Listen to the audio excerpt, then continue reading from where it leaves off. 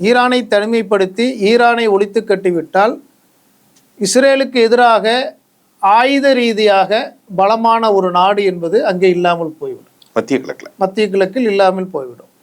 பிறகு அவருடைய சாம்ராஜ்யம் தான் அங்கே கொடிகட்டி பறக்கும் என்பதால் மற்ற அரபு நாடுகள் முழுவதும் அமெரிக்காவினுடைய கைப்பாவையாகிவிட்டார்கள், இஸ்ரேலினுடைய அடிவரடிகளாக மாறிவிட்டார்கள்.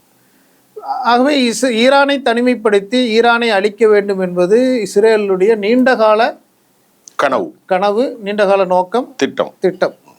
அதை இப்போது அவர்கள் நிறைவேற்றுவதற்காக வேண்டி தங்களுடைய முதல் தாக்குதலை ஆரம்பித்திருக்கிறார்கள்.